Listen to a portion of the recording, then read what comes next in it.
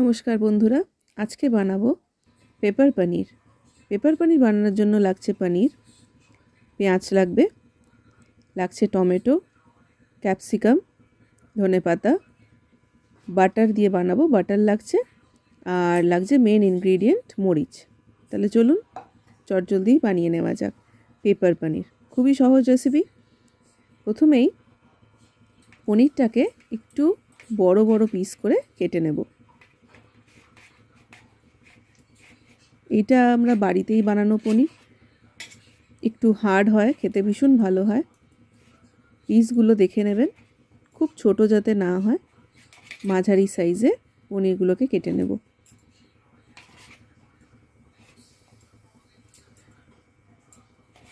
পনিরটা কাটা হয়ে গেলে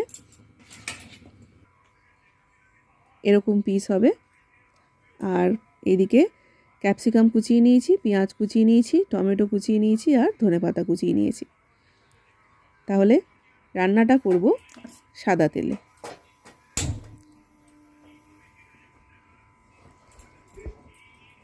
গ্যাসের ফ্লেম অন করে কড়াইটা গরম হতে বসিয়ে দিলাম। দিয়ে দিলাম সাদা তেল, অল্প করে সাদা তেল দেবেন। সাদা তেলটা গরম হলে, রিফাইন্ড অয়েল যেটা, সাদা তেলটা গরম হলে পনিরগুলোকে ভাজতে দিয়ে দেব। মোটামুটি একটু লাল হলেই পনিরগুলোকে তুলে নিতে হবে।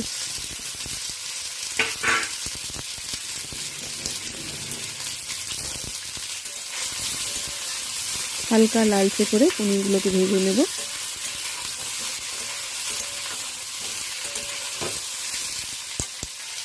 দিয়ে দেবো স্বাদ মতো নুন।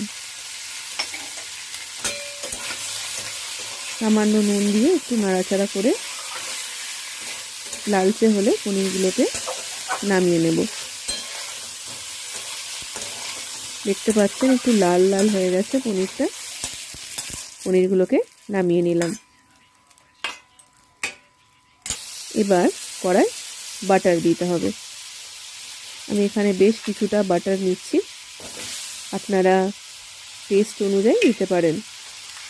কেউ কম বাটার, বেশি বাটার দিয়েও এটা করা যেতে পারে, কোনো অসুবিধা নেই। বাটারটাকে একটু গলিয়ে নেব।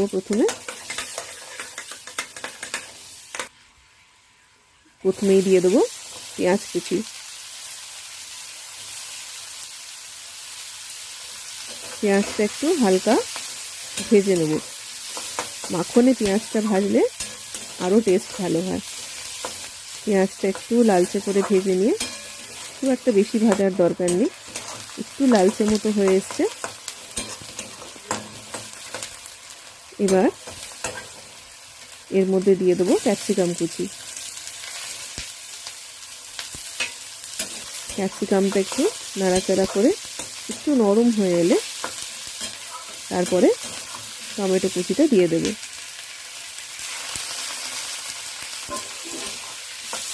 রান্নাটা চটজলদি হয়ে যায়, আপনারা বাড়িতে বানিয়ে অবশ্যই খান। টমেটোটা একটু হালকা হয়ে এলে, নরম হয়ে এলে সামান্য একটু ভাজা ভাজা করে দিয়ে দেবো নুন আর ভেজে রাখা পনিরগুলো।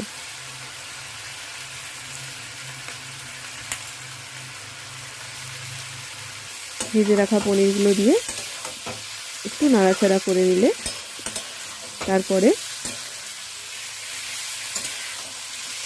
মেন ইনগ্রিডিয়েন্ট যেটা মরিচ গুঁড়োটা দিয়ে দিতে হবে। এখানে আমি মোটামুটি মরিচ গুঁড়ো নিয়েছি, আপনারা যদি খুব ঝাল পছন্দ করেন তাহলে আর একটু মরিচ দেওয়া যেতে পারে। মরিচ দিয়ে 1-2 মিনিট একটু নাড়াচাড়া করে নিলেই রেডি হয়ে যাবে পেপার পনির। ওপর থেকে স্বাদ আরও বাড়ানোর জন্য আমি ধনেপাতা অ্যাড করেছি। ধনেপাতা অ্যাড করা অপশনাল, ধনেপাতা দিলে খেতে আরও ভালো হবে, আরও সুস্বাদু হবে। আপনারা এমনিও বানাতে পারেন, ধনেপাতা দিলে আরও টেস্ট ভালো হবে। ধনেপাতা দেওয়ার পর এই যে রেডি হয়ে গেছে আমাদের পেপার পনির। খেতে অসাধারণ হয়। আপনারা অবশ্যই বানান বাড়িতে, বানিয়ে অবশ্যই কমেন্টে লিখুন আপনাদের কেমন লাগলো? ধন্যবাদ।